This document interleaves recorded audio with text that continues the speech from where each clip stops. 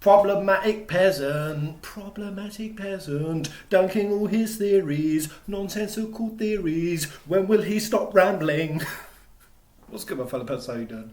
I watched Sweeney Todd last night, so I've got a few musical numbers in my head. I'm back from a little week-long excursion around Middle Earth. Yep, I'm still here in New Zealand, and I've returned.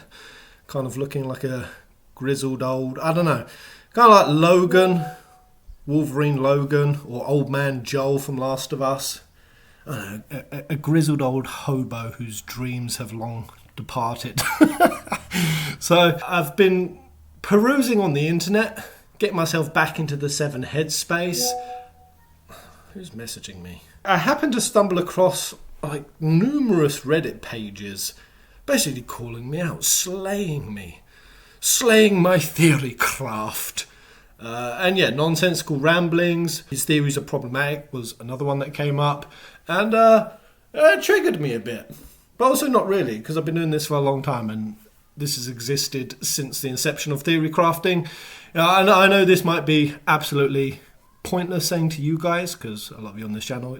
You love my nonsensical ramblings.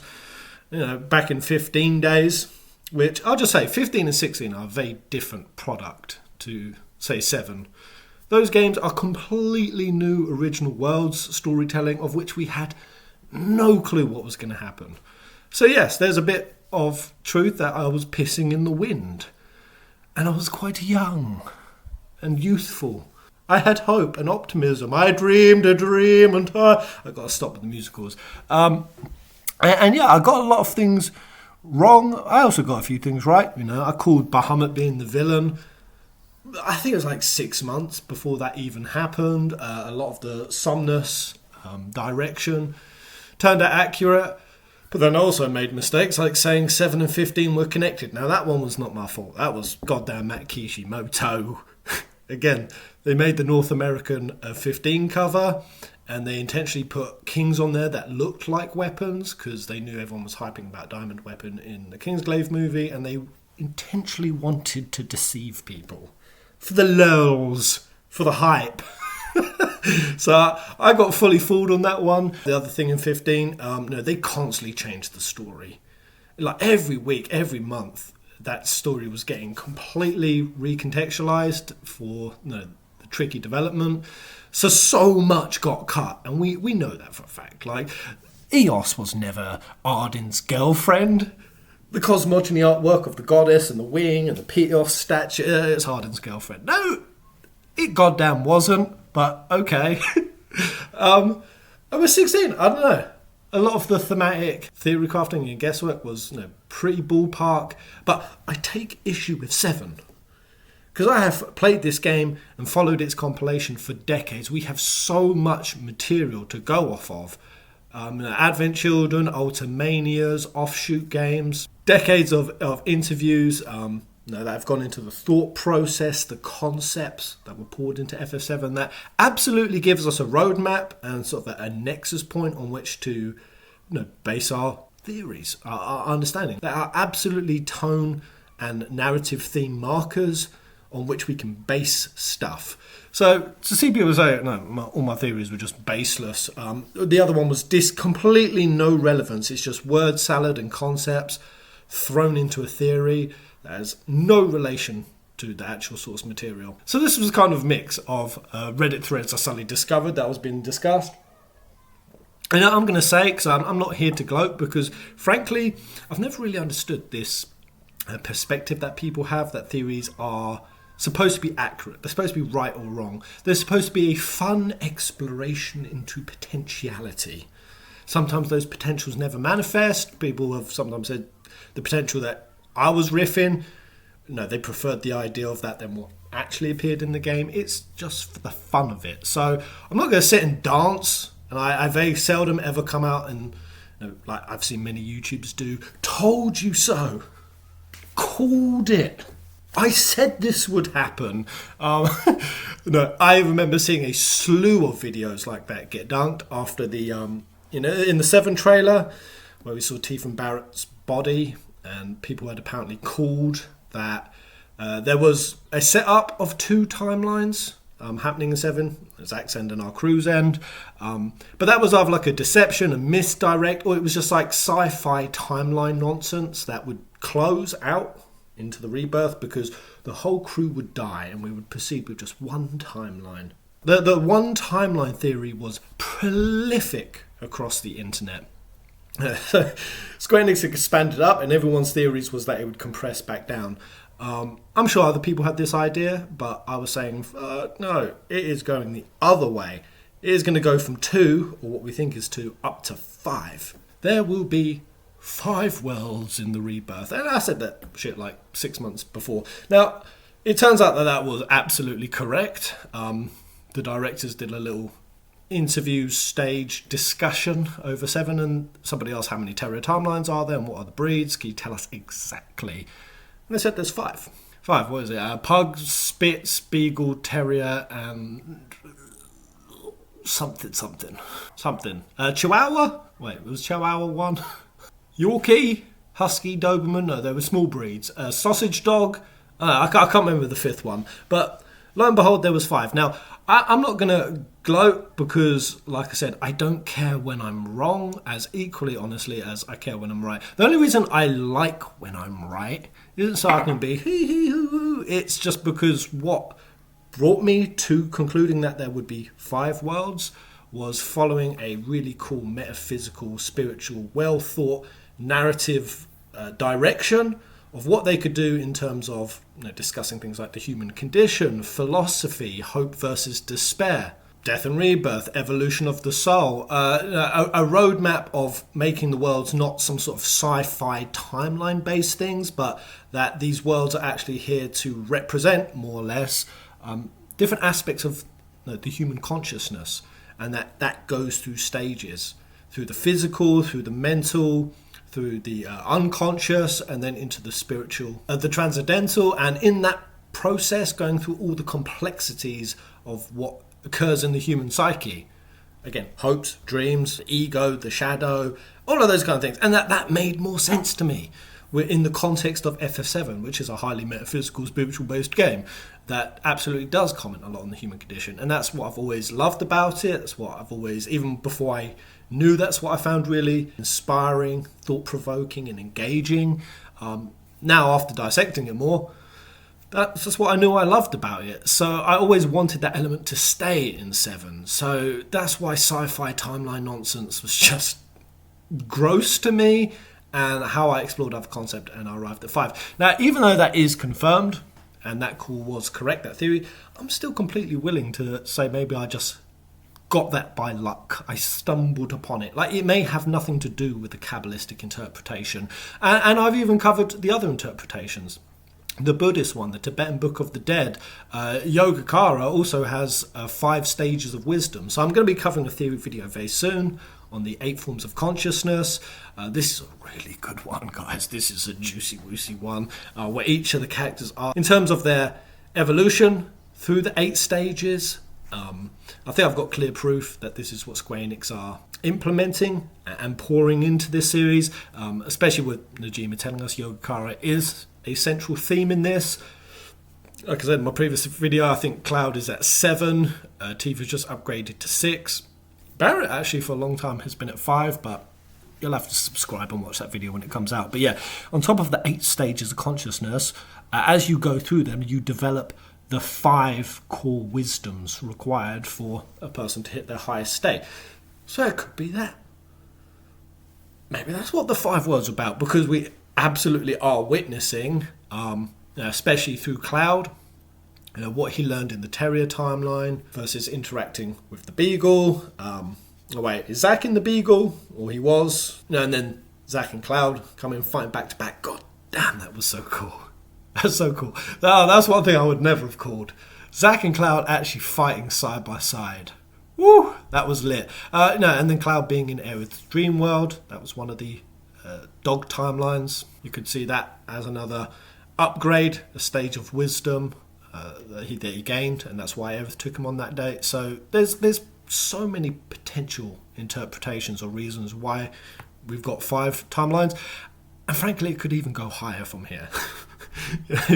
Sephiroth saying, oh yeah, these things are like constantly branching and some of them are very small and collapse on themselves almost immediately. They could keep going even further, but I think the general premise being that it's a metaphysical based game, those are the themes, and that in that sense you always have to look upwards in terms of where the story is going rather than compressing downwards. And I get people's urge, their instinct to want to compress down, because that's where the OG FF7 is. That's the product that they knew. Somewhere down here is the like for like that secretly a lot of them kind of wanted, and it's given them nothing but anxiety, worry and trepidation with all of this thematic and narrative blow up. It is very nice to see actually that a lot of people after playing Rebirth it's quelled so many players' fears. They're like, okay, I didn't know where they was going, I was utterly shitting my pants about this entire direction, but after seeing the Rebirth, like, I'm along for the ride now. Like, do your thing, Square Enix. And it's nice that people are finally like trusting and having confidence in the devs that brought this legendary, timeless classic to us. I've always loved the notion of having faith in who they are as devs now. What was it, like 25, nearly 30 years later, versus when they were essentially just young men. And we'll be covering some really cool theories. While I'm here, Bree's left to go back to the US, so I'm here in NZ for another 3 weeks all by myself. So Lonely Pez is just going to theory craft to keep the forces of darkness, the black whispers, the despair at bay.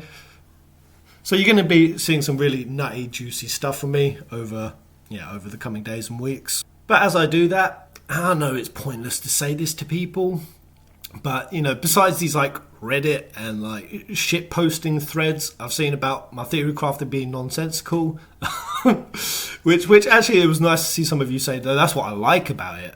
So what I like about your theories, that they're this like crazy out there left field wild kind of conception that isn't really your regular theories. I've tried watching 7 Rebirth theories, not to like poop on any other content creators, but I'm watching it, I'm just like, yeah, that's like really obvious. It's not juicy enough for me personally, and I totally get that. That's why some people might think my stuff is really nonsensical, because I'm like up here, I'm like interpreting and reading and like platforming off of one theory onto another, and then I'm like so deep down the rabbit hole that anyone who is just like a casual connoisseur of the 7 story, or in some cases brand new, like the remake is their first introduction to it, all the things I'm talking about are just going to come across purely nonsensical. They're not following this channel so religiously that they even know the concepts that I'm building upon. But I do take resentment to saying that none of it is based on the source material. Absolutely it is. And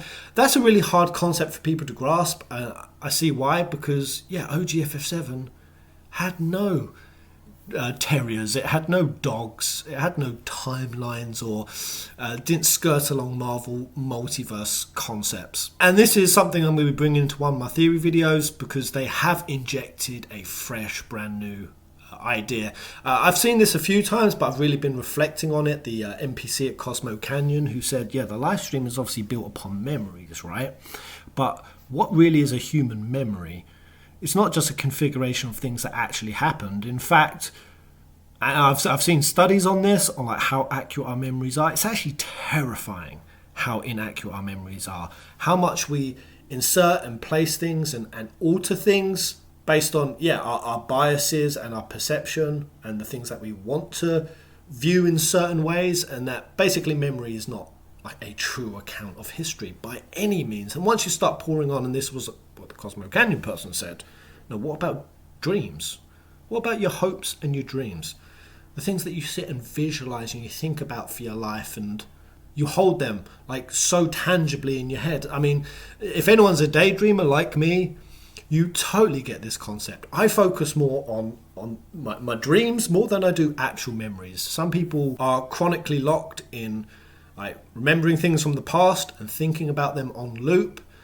With me, most of the contents of my brain is just fabrications of what if and what could be, and imagining things in very abstract, obscure kind of ways. And it's like, well, if my memories then, when this is what I'm thinking about all the time, went into the live stream, and the live stream is what actually dictates, you know, the history books, then how accurate is my contribution? And all of a sudden, yeah, they've now injected, and especially with the evidence, the proof of that Cosmo Canyon hippies theory, kind of got proved with the Aerith Dream Date, right? This is a whole stamp dog timeline. This is a whole world, and it's based purely on Aerith's dreams. And that was really a world of optimism, right? Where the souls were getting to also live out their dreams. You know, some of those people who were taking pictures with the photographer, their dreams were obviously falling in love, being with that person, that they might have had an infatuation.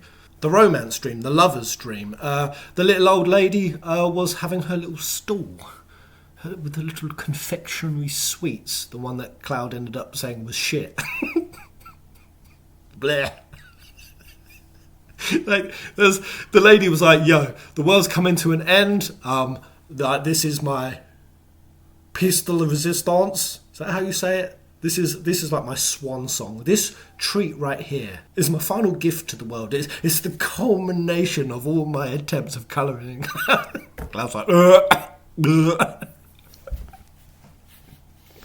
know, that old lady took that with grace, but how cool is that? How cool is it that, yeah, in that world, we're seeing, yeah, not just Aerith's dreams, it's the dreams of all the souls, I think, that have amalgamated with her, playing out their hopes, essentially. And hope is obviously the antithesis to despair, Sephiroth's despair. And then you look at the world of chaos, the one that Zack was in, and you see how much, you know, the souls were just completely fundamentally different, including Biggs. They were all resigned to their fate. You could not have got more of a tonality difference. Everyone there was completely defeated, and yeah, despair was rife. And I've been really thinking about how powerful it is to insert Zack, who is ultimately the embodiment of hopes and dreams. He is the very symbol of those concepts, to place him in there. And then that really makes sense why Zack was like, yo, this is so messed up. But also very cool that because Zack is that hopeful dreamer, the one who will keep reaching higher and higher despite all of the adversity that he's going through, that, yeah, inserting like the symbol of hope in a world of despair, no wonder he was creating divergences. I think that is the source of his, people call him like a variant. Basically, he's breaking fate constantly and causing branches constantly, because this world was never supposed to have any hope. And anything Zack does geared towards that hope of helping Biggs when he's going through the bombing, hope of breaking the crew out of the Shinra building, going on that suicide mission, having hope despite all the overwhelming odds. Oh man, it gives me goosebumps. I really hope they do justice for Zack even more in part 3. But there we go. I'm already starting to tunnel and vacuum Pez's problematic nonsensical ramblings. Already slipping out. But yeah, this is really just to check back in, say hi, what's good, guys. I'm going down the theory tunnel, so honestly, if there's any kind of videos that you guys have been wanting to watch, that you would want to click on, any concepts, themes, theories, notions, speculations, postulations that you've been having, and you'd like me to cover, any suggestions, let me know down below, because I'm darn well going to cover it. And for those people who are going to constantly show up on my channel and be poo-hooing and naysaying the problematic nature of theories, or that you hate, I've seen this. I hate all of these people guessing. We have no clue where the story's going. It's just people having wild pie in the sky guesses, and it's so annoying to you. Then don't click the video. Every single one of my videos is titled Theory. If you don't like theories, why y'all showing up? Know what I'm saying? It's like people don't take responsibility for their own viewing habits, and they just click things willy-nilly and then complain about the thing that they clicked on, even though it's clearly advertised. I ain't clickbaiting nothing. I always make it clear it's just a theory, and I'm making clear now that it's always purely for the fun of it. I sometimes make one theory and then I make a completely other theory on the same topic in the opposite direction. Because that's what could happen with any of these story beats, any of these premises, any of these teasers or setups. What's just happened with Aerith's fate? Schrodinger's Aerith. There's like 4, I mean actually 5, I mean there's a myriad of directions that they could take that, what it means, what her actual status is right now. And it's always crazy to me that people come in and they shoehorn so roughly. No, it's absolutely, she's alive, and that's guaranteed. It's guaranteed. Like, if you don't understand that, then you just don't understand the game, and I do. I have absolute truth, and I've even had a lot of people lately message, like I did that thing about Aerith perma-deleting herself. People come in and say, yo Pez, when you are definitively proved wrong and she hooks up with Cloud and they become a romantic ship, will you have the decency, will you have the integrity to come out and say that you were wrong? And the answer to that is, yeah, but also not really. For the same reason that I'm not going to go, I was right, if I end up being right, because it's not really the point or the purpose. And yeah, like I said, probably don't need to say it to you guys, but that was on my mind, and I needed to produce some sort of video to warm me cockles up before I go deep diving in the rabbit hole. Hope you guys have been well. Thank you for watching, and yeah, again, honestly, let me know what you want me to cover down below. I'm going to be making some more easy digestible as well as the deep dives, because I also do realise after chatting with Bree, there are a lot of people who would love to see more concise videos. Just what are like 10 really cool predictions. Just very quick, very simple, not too deep diving, because yeah, I do realise some people need more easy, user-friendly kind of interpretations of the 7th story, something that doesn't crank the temperature on the tinfoil up to like 220 degrees Celsius.